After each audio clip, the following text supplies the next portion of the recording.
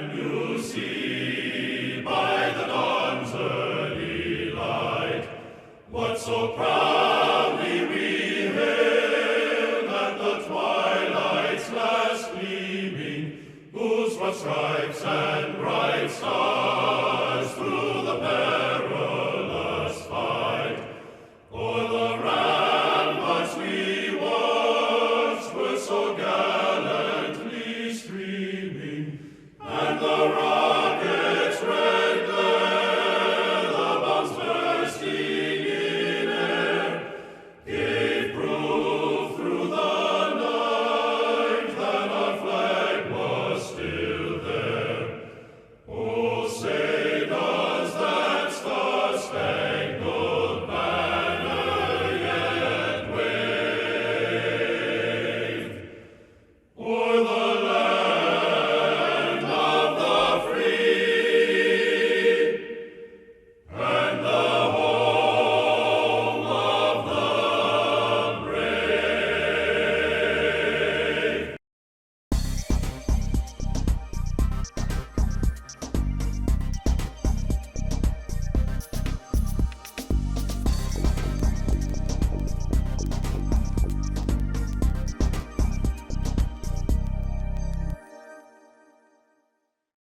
The Allegheny Institute for you today. You're going to talk about some regional issues going on here in Allegheny County. And if you're not familiar with the Allegheny Institute, it's an entity, and I hope I've got this right, Frank, that is kind of a watchdog organization as a buffer between what we all pay in taxes and what government wants us to pay in taxes. So they kind of keep an eye on a few things for us. So they're a pretty important entity around Allegheny County here. So I'm going to just let him go with it. So everybody, this is Frank Gamrat.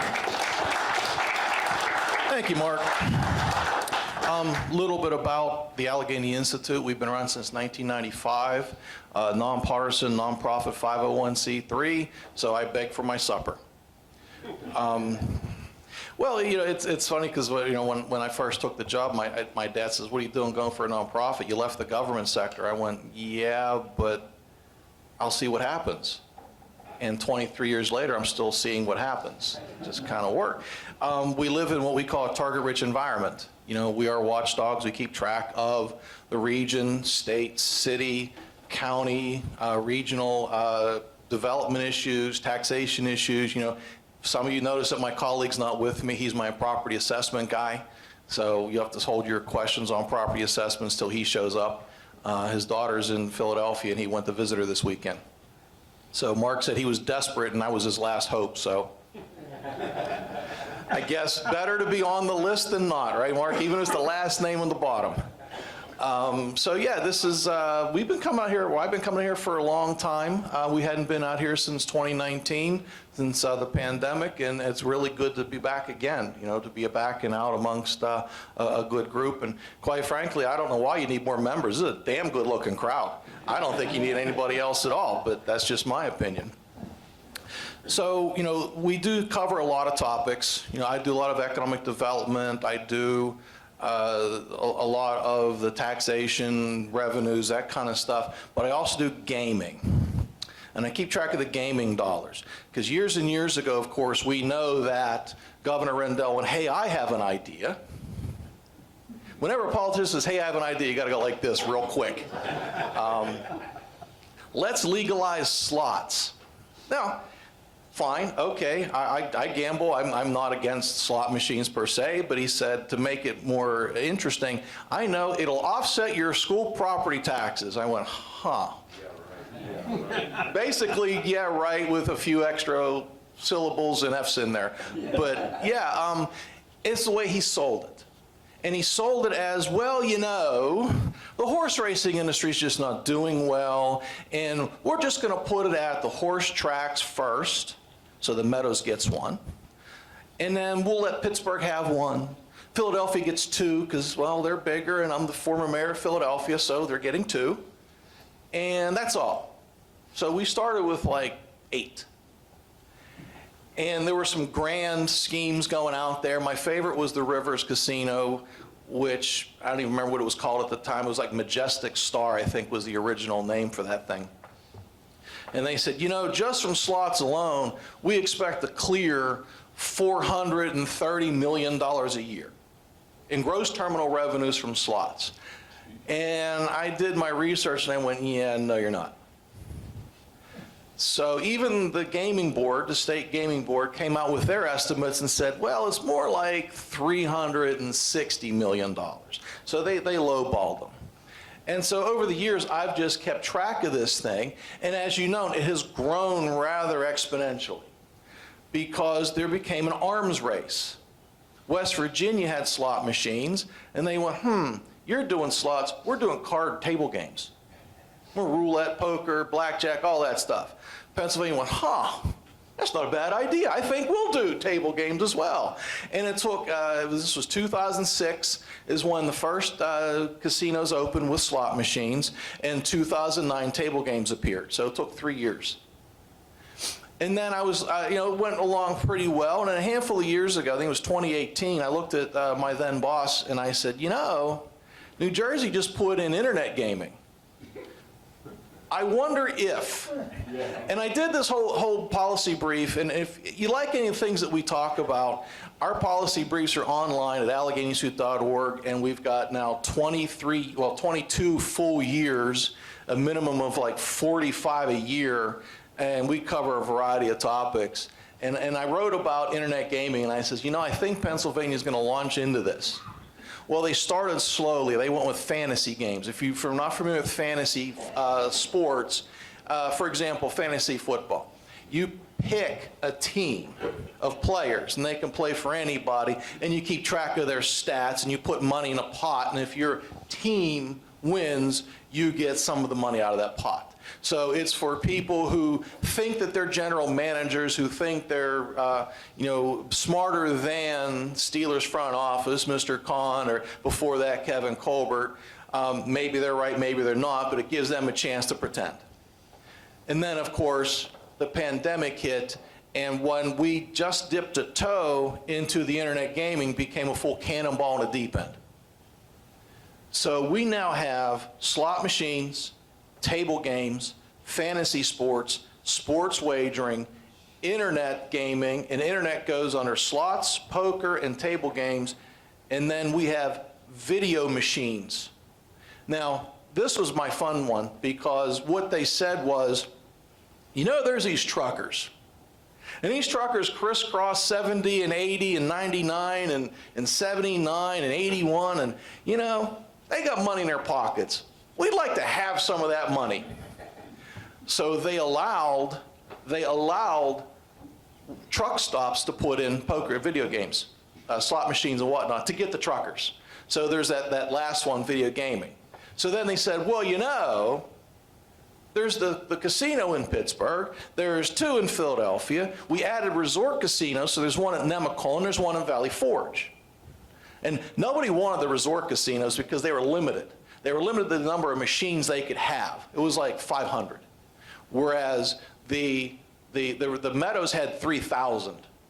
And the Rivers, I think, is around 2,500. I'll get to that in a second. I've got the actual data right there, but right now I'm just kind of losing my mind. And so nobody wanted these things. Finally, Joe Hardy said, yeah, fine, I'll put one in Nemacolin. So he put one in. So then they went, you know, there's some rural areas that would like their own casino. We can't ignore them. I know, we'll put more casinos out there. And then places like Nemacolin, well, wait a minute. You're limiting us to 500, now you're going to put in one in Westmoreland County. You're going to put one in Lawrence County. You're going to put one in McCain County. You're going to drop them in the Pocono. You're going to put them all around. And they went, okay, fine, put as many machines in there as you want. Who are we to complain if we get more money? So we went from 11 casinos in 2012 to 16 casinos today. So in Pittsburgh area, you can go to Westmoreland Mall. I think it's the old Bon-Ton department store, is now a casino. You can go, of course, to the Meadows, the Rivers, and Nemacolin if you'd like. And if you're real adventurous, cross the river, go to Wheeling Island, or Wheeling Downs, I think, is the other one. I can't remember. It's up in Weirton. I've only been to that one once. My wife likes to gamble, so yes, I've made the circuit. But in the meanwhile, you had other states kick up. Ohio enacted its own slots legislation a handful of years later.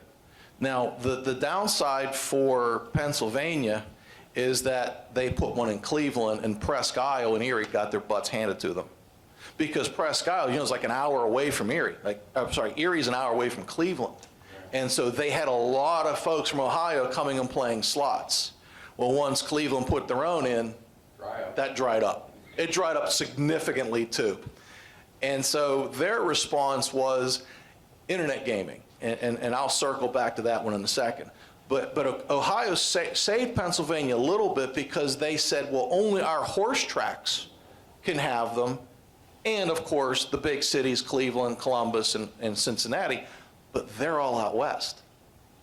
The closest one out east was, of course, Cleveland, but nothing near Pittsburgh. Now, somebody, and this is brilliant on this person's part, or very foolish on this person's part, depending on perspective, decided to take a horse track from the Toledo area, disassemble it, and move it to Youngstown. Now, I haven't heard if he finished or not, but I heard that he was doing it just so he could put a casino on the border with Pennsylvania and get that Lawrence County market, which is why the casino that was supposed to go in Lawrence County has been on hold for all these years because they're waiting to see what the guy in Youngstown does. So it's really been kind of an interesting progression for me to watch. Yes, New Jersey put in their internet gaming. Maryland has, they put slots in not long after we did. The closest one's in Cumberland. And again, their main city, Baltimore, north of DC, that whole Silver Spring area has a couple. I think there's some done on the Delmarva Peninsula. Delaware's got a couple. So it became just West Virginia, Pennsylvania, and New Jersey, and now you add Ohio, Delaware, Maryland to the mix. The only state that's held fast on gaming is New York. The state of New York does not allow gaming on their properties in their state. But the Native Americans, who are sovereign, said, F you, and we're going to put our own casinos in. If you want to go to New York and gamble, you go right ahead. You just got to go to a Native American casino. So yeah, that's sort of the evolution of things. So let's talk about how it's performing. All starving.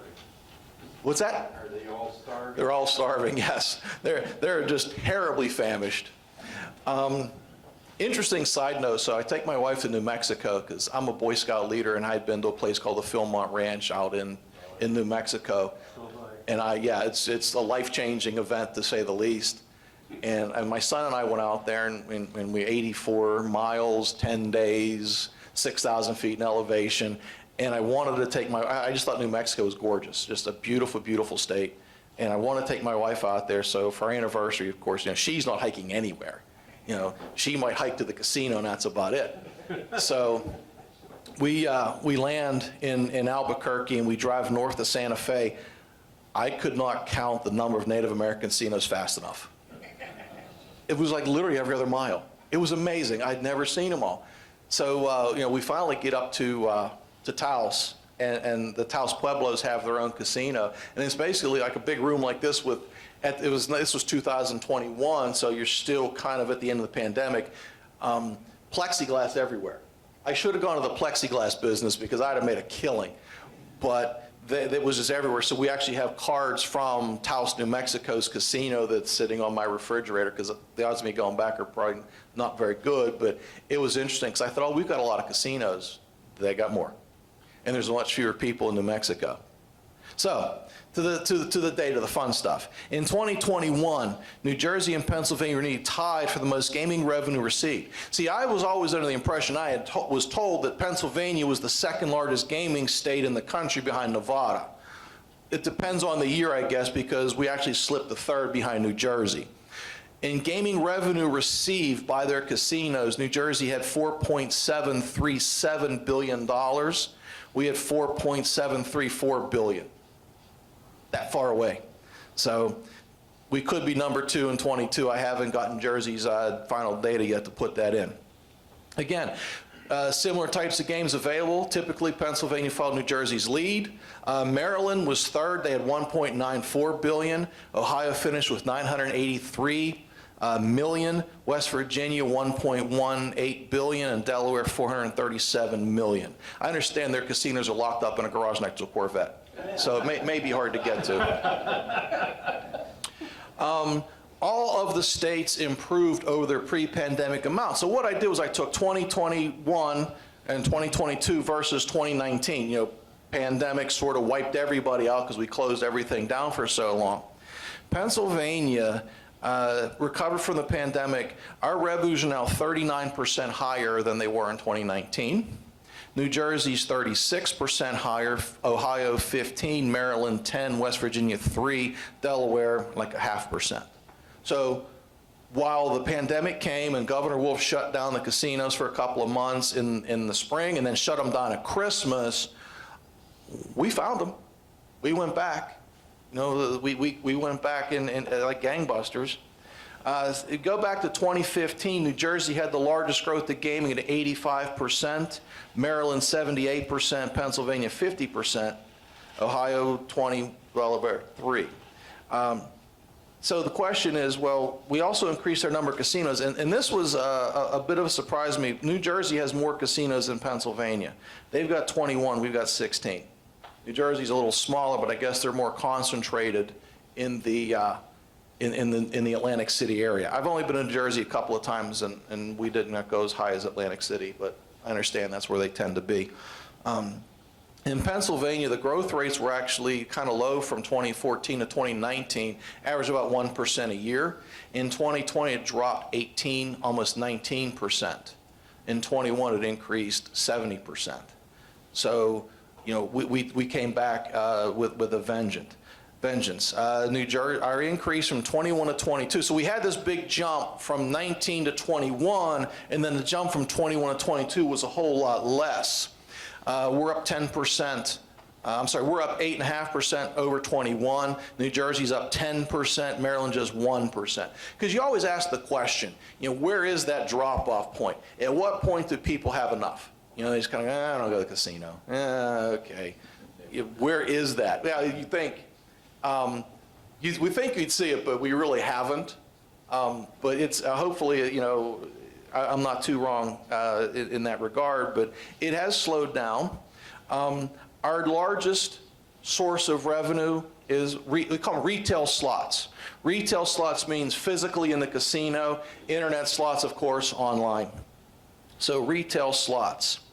In 2022, gross terminal revenue for the casinos, now that takes wagers minus payouts minus what do you call it? This is like free play, well, they're promotional plays. They call promotional plays. You take that out, and it's what the casinos get in the end. This is, of course, you know, gross. So $2.39 billion just from retail slots in 2022. The high water mark for retail slots in Pennsylvania actually was a decade ago. With 11 casinos, we collected $2.47 billion. 2022 is our third highest year. 2011 was number 2. And we have fewer casinos and fewer casinos in 2012. We only had 11. We've got 16 now. Again, slots have been a very consistent performer. So while I'm saying we should see a drop off, we're really not. It's kind of doing this. It's a little bit of a wave going out there. Now, wagering. Obviously, for casinos to make money, someone's got to put the money in the box. In 2012, $31.05 billion was wagered on slot machines. $31.05 billion was put into slot machines. The good news is $28 billion was won. $28 billion was won. So you're thinking, oh, hey, $28 billion. That still leaves a lot left over, doesn't it?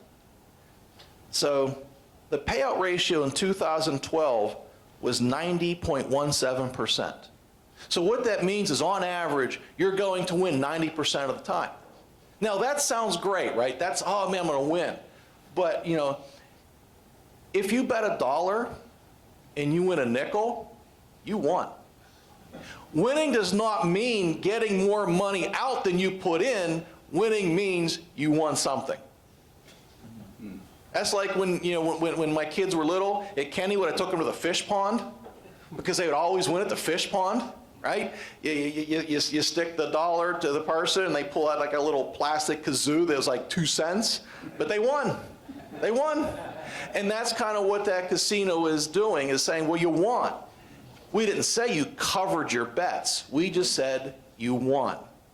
I was sitting at the Meadows, and this guy comes up, and hey, and I'm, there's the TV's up there, the Penguin game was on, I'm watching a Penguin game playing the cheapo casinos, because I'm an economist, and that's Latin for cheapskate.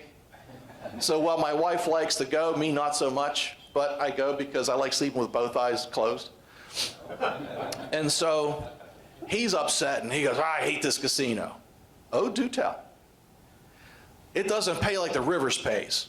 The River, I always win it there. I never win here. And I looked at him and I says, you do realize the goal of this casino is not to give you money. It is to take your money. That's why they're in business. They take 80%, don't they? Well, you win 90%, they take 10. So, but again, win. So you probably lose more on average than not, but he stormed away and I've never seen him since. So I probably ruined his night by reminding him that you're in a casino, their job is to take your money, not to give you theirs. So again, 11 casinos, we had a monthly average of 26,500 machines in 2012. 1 decade later, 31.14 billion was wagered on retail slots. That's not much different. We went from 31.0 something 05 to 31.14. It stayed consistent for a decade. Now, payouts. 28.12 billion was paid out. Again, just a little bit more than what was done a decade ago. The payout rate's 90.28% from 90.17. 16 casinos with 25,800 slot machines on average every month. Now, if you recall, as I said, we went to table games. Well, to put tables in, you had to clear out some machines. Tables take up room. When they went with sports wagering, they cleared out more machines because, again, you need to have a nice living room area. If you've ever been to the Rivers, it's beautiful. Big leather couches, like 20-foot TVs all over the place. I mean, you can sit at your chair and bet all you want. You can bet on the next commercial. You can bet on whether or not Kenny Pickett's going to sneeze that day. I mean, you can bet on anything you want. Again, they're taking your money. And there's a lot of people who think they're smarter than everybody else that's willing to put their money in there. I've been married a long time. I've been here 35 years. I'm very sure I'm not smarter than anybody. So she reminds me of that thing frequently. So let's look at the locals. The Rivers in 2022 had 3.12 billion wagered. Now in 2012, they had 3.39, so the amount of money wagered on the slot machines is down 8%. But again, they removed some machines, so it's maybe not quite an apples-to-apples comparison. They averaged 2,400 machines a month. Now it was 2,800 in 2012, so 400 more machines. But their payout ratio hasn't really changed. It's 89.8%, now is 89.9%. So the Rivers is a little bit under the state average for payouts.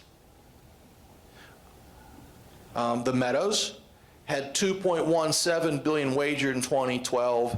Theirs is down 30%. It was 3.11 billion a decade ago, and they have about a third less machines. They have 2,000 machines now. They had 3,300 machines a decade ago. Their payout ratio, much to my friend's consternation, is actually higher. A decade ago it was 91.98. Now it's only 90.5, but it's still better than the state average and better than the River. So next time I see him tromping through the casino, I'm going to say to him, payout ratio is higher here. And they're still taking your money, but it's higher here. Now, I mentioned the online stuff because the hierarchy of revenues for the state, retail slots, retail tables, online. Now, online is an interesting concept because there's rules here. The rule is A physical Pennsylvania casino has to host the server. A physical Pennsylvania casino has to have a dedicated room for a server. Now, anybody can operate that server, so it could be a gaming company from Nevada, Illinois, New Jersey, whatever, but physically it has to be present. The only one in Western Pennsylvania is Presque Isle. The Rivers does not offer online gaming. Rivers Pittsburgh doesn't offer online gaming. The Meadows does not offer online gaming. Presque Isle does. Now, in order to game online, you have to be physically present in Pennsylvania. You've got to be sitting in a desk at a computer with an IP address that is a Pennsylvania IP address. If I'm in Pennsylvania, I can't log into New Jersey's casinos to gamble. Not allowed. That's against federal law. But I could log into the Presque Isles casino and I can gamble to my heart's content. So when you see these commercials for online gaming, it has to be connected to a Pennsylvania casino. Out in Philadelphia is the Rivers Philadelphia. There's two Rivers casinos in Pennsylvania, obviously same company. One's Rivers Pittsburgh, one's Rivers Philadelphia. So when you see these commercials, typically it's tied to Rivers Philadelphia. But again, same parent company. In 2022, online slot machines, I said there's 3 different online gaming options: slots, poker, and then table games. Poker is interesting because it's called a non-banking, because you're playing against other people. Blackjack, you're playing against the house. Roulette, you're playing against the house, so they're separated out. Different ratios. But the reason I pick on online slot machines is because the original Pennsylvania law that put slot machines out there said 34% goes to property tax relief.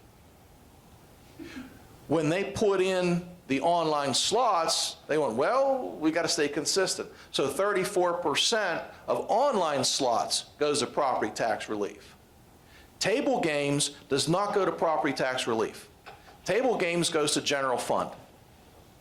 The government gets that directly. Goes to general fund. Those other forms of gaming that I mentioned go to general fund. They don't go to property taxes. So the only thing that goes to property tax are slots, both retail and online. In 2022, online slot machines had $26.9 billion in wages. Almost close to the retail slots of 31. $26 billion was wagered online in 2022 in slot machines. The payouts there were 25.74, 95% payout rate online, 95%. So I thought, well, why? And the answer is obvious. There's no overhead. If you have an online operation, you have a computer, you have a server, a room, maybe one person comes and checks on it a day. When you're talking slot machines in the Rivers, in the Meadows, wherever, it's labor intensive. Someone's walking around, check, is this machine's always break? Someone's got to clean it. Someone's got to walk around and take the cigarette butts out of it. Someone's got to pick the beer bottles up. Someone's got to, and so I believe that the payout ratio is larger online because the overhead costs are less and the casino can get more out of it. Gross revenues for retail slots that alone are $936 million. $936 million just from online slots. They got real popular during the pandemic and they haven't slowed down. Again, I said the slot machines online are taxed a little bit differently, but 34% still goes to property tax relief. 13% goes to what's called the Commonwealth Financing Authority. The Commonwealth Financing Authority is an agency within the Department of Community and Economic Development, or at least related to, and they just dole out grants to counties and municipalities that do not host a casino. See, retail slots and retail tables and retail casinos owe a local share tax to Pittsburgh and Allegheny County, Washington, and there's 2 cities. I guess the Meadows spans 2 municipalities, but they each get, and it's like 4%. So they get that. Since there's no online hosting, then you don't have to worry about that. So the Commonwealth Financial Authority jumps on 13% of that. And there is a local share assessment. I take that back to 7%, so I guess Presque Isle gets that. Retail slots, again, 34%, local share assessment 4%, Economic Development and Tourism Fund, 5%. That's the area that pays for the new hockey arena. for the Penguins. That's what they do. And then the Racehorse Development Fund, because that was the whole reason we needed this, was 11%. So they get a decent bit. Now, the overall internet gaming, and that's all three combined, online slots, online tables, and online poker, they brought in $1.36 billion in total gross revenues. Online gaming is now the second most popular form of gaming in the Commonwealth. It has beat not table games. It's below retail slots. Retail slots, would we say, was 3.9, but below that.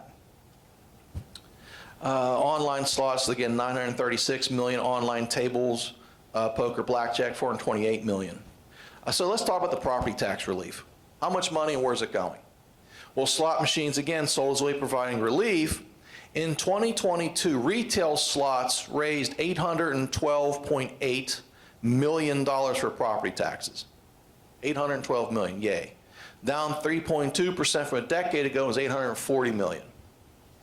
Online slots raised another 318 million. So in total, we raised 1.13 billion for property tax relief in the Commonwealth. Yay us. Where is it is a really good question. So the question that I asked is, well, how much do school districts across the Commonwealth collect?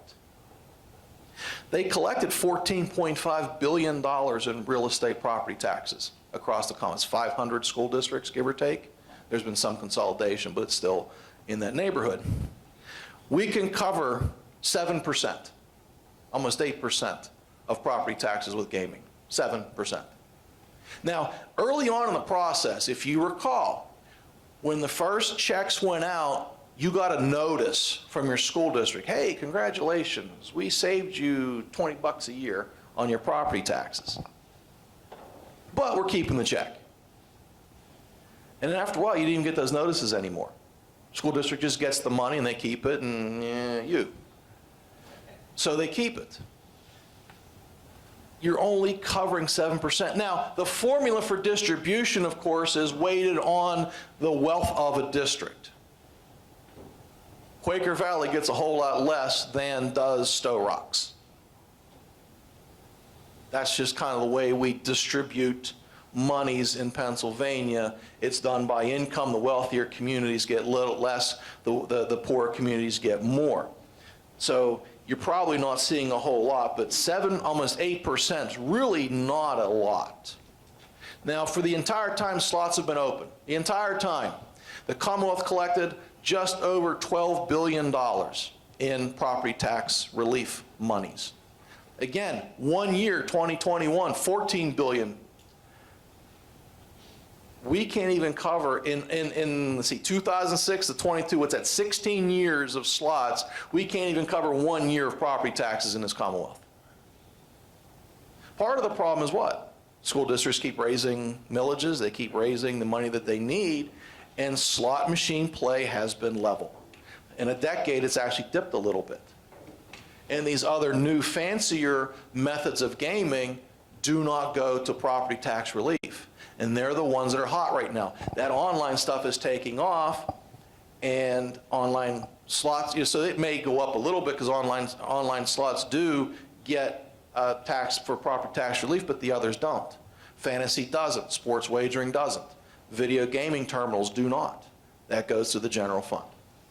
So, well, look, we're not going to stand here and say, well, gaming's bad. It's an option. It's a leisure option. If you want to go hit the casino for an hour, go right ahead, don't care. It's no different than going to a movie or going golfing. But when you look at it as I need to pay my mortgage now, I'm going to go gambling, then you got a problem. If you take it as a leisure, recreational activity, no big deal. But when you look at it as gee, I have to make my living on this, then you've got problems. And someone once asked me, well, do they keep data on problem gaming? Do they keep addiction numbers? And the answer is no, it's a self-reporting number. What I mean by that is when you go to the gaming casinos, you see a commercial on TV or a billboard, it says, if you're a problem gambler, call 1-800, whatever it is. it is a self-reporting number. You're relying on an addicted gambler saying, you know, I got a problem, I need help. But I'm going to guess, and I'm just purely guessing that a vast majority of them do not. I don't have a problem, I'm good. I'm not addicted to anything. I gotta go to the casino though. I miss the environment. All right, fine. I like the change. I like the change, yes. But again, as long as you take it in proper perspective, it's fine. But it's not a way to fund government. We shouldn't get too reliant on it because the pandemic here taught us a lot. And it taught us that when things grind to a halt, so does the money. And so when you get too reliant on that money, then it becomes a problem as well. So at the Institute, we'd rather see local governments and school districts tackle things like expenditures first and work to get more efficient than rely on money from heaven, in this case, money from a slot machine. All right, thank you guys, and I'll take questions if you like. Yes, sir. Bill? Different subject, Sure, fire away. but what's your forecast as to when gambling will hit the college sports?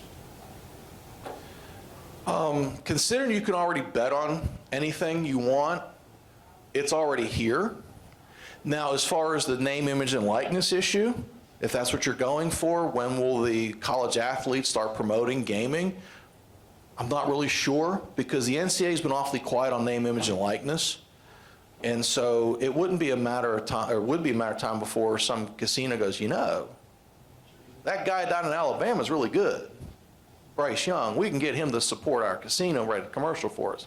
I don't know if that'd be illegal or not. Now, when I was a little younger, there was the whole Boston College scandal. I watched Boston College play the other night. The first thing I thought of was this point shaving scandal from, what, 1980, 1981. Because the guy that was doing it was from my hometown of Braddock. He was from Braddock Hills, actually, and I went to school with his kid. So it just kind of went, oh, Boston College, hey, shaving points. That may already be there. I don't know. I mean, it's illegal, obviously. But you wave enough money under these kids' noses, and who knows? It's probably not a good thing overall. When will it hit? It's probably already there, just not in our faces. Was that your general question? Okay. Especially when you're paying the college kids now. Now, if you're paying the college kids, it's going to get worse. Gary? There's been a number in this area in recent years of tax collectors committing criminal acts No. that fund their, in many cases, their gambling.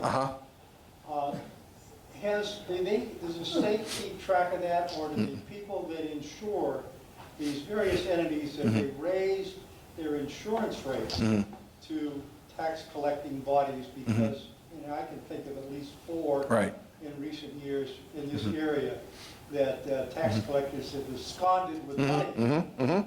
So this spillover in gambling, I agree with you. It's people that can control it, leisure, let them do what they want Sure. to do with their money. But I'm talking about, you know, it has an impact on tax collecting. This is the one area, like I said, that we don't know because that's a self-reported measure. Now, allegedly, if you become reported or commit a crime like that, your name is supposed to go into a database and you're not allowed to be in a casino. But I gotta be real honest with you, in Wheeling Island, they scan your driver's license to get in. And I don't care how old you are, they scan your driver's license. So if there were a tag of theft, you would probably be tagged at the door at the Wheeling Island. But have you seen a raise in insurance premiums? I have not. to municipalities? Not yet, but I'm sure it's there because these insurance companies are going to go, wait a minute, this is too easy. Now, when you walk into the meadows and the rivers, they go like this. So you're a problem gambler, you're not supposed to be there, but how are they going to know? Because no one ever checks. So will the rates of insurance go up for municipalities? Probably. Does the state keep track of that? No.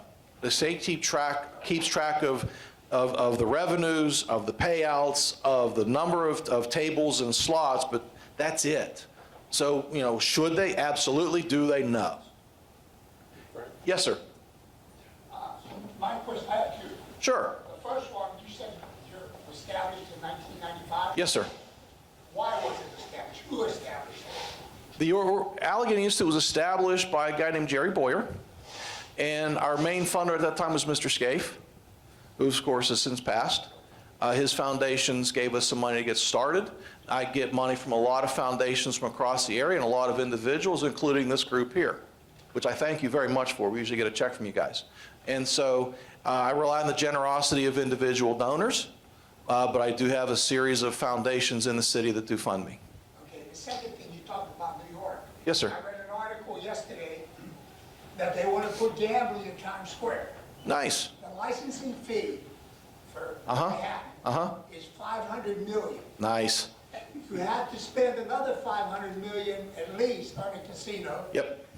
They want to put a casino above Saks Fifth Avenue store because it existed. Right. And the other company's coming in trying to knock some building down in Uh-huh. Manhattan. So New York is going to go big time now. Nice. They need it. First of all, my comment is walking through Times Square is enough of a gamble. But if Governor Hochul, that's how you pronounce your name, Hochul? Hochul, thank you. If the Governor Hochul decides to put gaming in, that's a change of philosophy because New York has always said no. So, but at some point in time, you got to realize, A, you're losing population by the gross. That's what I was going to say, the tax base. And the tax base is shrinking like crazy. So, and that's what governments do, right? When the tax bases shrink, they don't go, hey, let's cut. They go, wait a minute, where else can we get money? Now, you brought up a great point. $500 million fee. What was Pennsylvania's fee for gaming? Anybody remember? 50 million. Governor Rendell went, 50, good enough number. At the time, we said, wait a minute, why don't you auction those things off? See what these people are willing to pay. You're leaving money on the table. If you're in it for money, there's your first thing to do is, hey, well, how much, I would imagine that a license in Washington County would be cheaper than a license in Allegheny County just because of the population base. And the Rivers does make more money than the Meadows. Oh, by the way, I mentioned that they projected $429 million just from slots. With all their gaming interests combined, they just cracked $300 million this year. So they never took off the way they thought, but projections always are a little over the top to get the thing done. But yeah, 50 million, so 500 million from New York, hey, great for them, that's a good idea. And I would imagine, given the demographics of New York, 12 million people in the city alone, you're gonna make some coin there. Well, they also want to open them up in the other boroughs. So yeah, okay. You know what I mean? They just want to open up in some of the other boroughs too. Yeah, so, well, yeah, once you take that genie out of the bottle, it ain't going back in. And like we said here, back in 2006, when we went, okay, Pittsburgh, Philadelphia, horse tracks, and that's it, well, we didn't stop there. And I wouldn't think they'd stop there, too, because then someone in Buffalo's going to go, we wouldn't mind one of those. Someone in Albany, well, we'd like one of those, too. So it spreads. It really does. And people like to gamble. This is an age-old problem. I mean, heck, Jesus, you fought this thing back in biblical days, right? Overturned the temple. Yes, sir. The property tax relief, I heard you right, was only from the retail slots. Right? It goes retail slots and internet slots. And Internet slots. the other revenues from table games and so forth goes into the General fund. Does that help reduce the total state income tax level, or is this just? Well, theoretically, if the state gets more money from one area, they could reduce in another. The only thing that they've reduced is the corporate income, net income tax. After years and years of being the highest corporate net income tax in the country at 9.99%, it's now down to 8.99% with a goal of hitting 4.99% by, I think, 2030. And so it's a long time coming change because Pennsylvania is getting us clock clean too. It's not just New York losing people and the businesses. Again, personally, my daughter's now living in South Carolina because she had a job opportunity there she did not have here. She's now 560 miles away from me. And I'm not real happy about it, but she had to follow the opportunity. And so we moved her in that part of the world. Factories everywhere. I told my wife, this must be what the Mon Valley looked like in 1900. Factories everywhere. Big square boxes, mind you. BMW, Ryobi, Michelin, Boeing. Boeing just brought right, well, that's in the southern part, but yeah, it's everywhere. And I looked there and says, well, if this job doesn't work out, you know how far to go to get another one. She was in Latrobe. I love Latrobe. I went to St. Vincent College. Ain't squat in Latrobe. There's not squat in Latrobe. BMW moved into, what is Spartanburg, yeah. Yeah. It stands for Bavarian Motor Works. It's a kind of built that, they had to change the name to Bubba Makes Wheels. There you go. And they give Bubba a good price, I understand. Yeah. Sarah, question? Along the lines of Mark's original question, who made that decision that that money would not go towards property tax relief, and what was the rationale? State legislature made that decision that any new, because it all has to go through law, right? It all has to be approved by the state legislature. And I know I could look up who exactly wrote that. I'm not, top of my head, I'm not sure. But yeah, the state legislature, when the table games law was enacted, went, you know what, we want some of that money too. We could use it. And they get, it's a 16% overall tax, I think they get 12. So table games, because they're more labor intensive, they're taxed less. You know, you have the physical dealer, you have to have the table, you have the chairs. So it's a total of 16%, the state gets 12 of the general fund. Yes, sir? How big is the lobbyist group? Oh, that I couldn't tell you, but boy, that's not, I imagine there's a person or two running around because that exploded and keeps going. And you know that's how it's greased. Yes, sir? There was a case in Beaver County a few years ago where I'm making an assumption. Sure. If tax collectors are elected people, when you become the tax collector, you need a bond in favor of the municipality where you got elected. Right. The wife was elected a tax collector, couldn't get insurance because she had a record. Oh. So the insurance, the bond was given in the husband's name. Guess what? They lost $1 million in taxes. Yeah, that's what he was brought up earlier. Yeah, they've had some serious problems. They Yeah. got Yeah. nothing because They- now, how other would a places, municipality let them write a policy on the wrong person that got elected?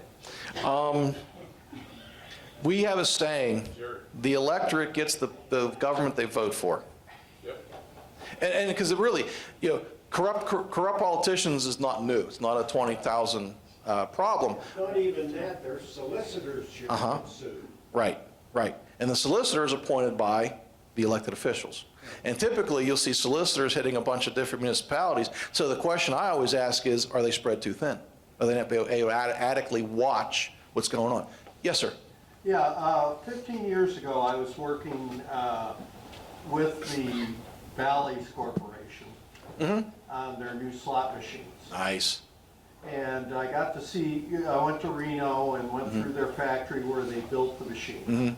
And every one of those machines is connected via the Ethernet to a central control center in Reno where they control the odds on the Yep, machines. they do. They do. So the question I always get asked is, well, how do you win? And my smart aleck answer is, well, if I knew, I wouldn't be standing here in front of you. But what I've heard, and anecdotally I've seen is true, slot machines that are in higher traffic areas pay more than slot machines buried in the back. And that's because they controlled the rate from Reno. Exactly. But when the person sitting at the machine by the door goes, man, I won, yay! Everybody else gets all excited and rushes into the casino. It's advertising. So I tried that one time and I played a game up front and I won $70. On a 50-cent bet, I thought that wasn't too bad. So I think there is some validity to that when you're in a high trafficked area, those machines are rigged. Because I said 90% payout rate. That doesn't mean every machine. As he said, some machines are higher than others. You're buried way in the back, no one cares. That might be a 10% payout. You're sitting up front by the door where they want the bells and whistles to go off. That might be 99%. I don't know. But it's advertising, it makes sense. People walking into the casino are all now all excited, they're running in. And those that are about to walk out go, well, you know what, I could do one more. So they're really not games of chance, are they? No, sir. No, sir. Of control. As long as you promise that my wife never sees this.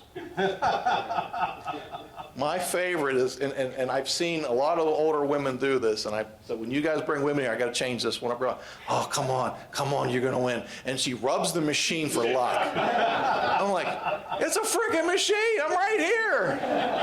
Yes, sir. Now, there's lawsuits going on. The casinos are suing organizations example, the Eagles Club, the Pets, the Collegiate, they say those are games of chance. Yes. Okay, well, we know that they're paying off their members when they hit. Now, the casinos are trying to go after them, telling the state that they shouldn't allow these type of machines in fraternal organizations. Is that true? That has been a long-standing feud. Fire departments as well. Now, again, I got some years on me. My grandmother was a bartender at VFW in Swissvale. There was a poker machine there, and there was a switch in the back of the machine that when those guys ran it up, there was a certain level where they won. And she'd reach into the till and she'd pay them off, walk over and click the machine, and it would count it down. I'm from North Braddock, Swissvale area. North Braddock, there were some bars there that did the same thing.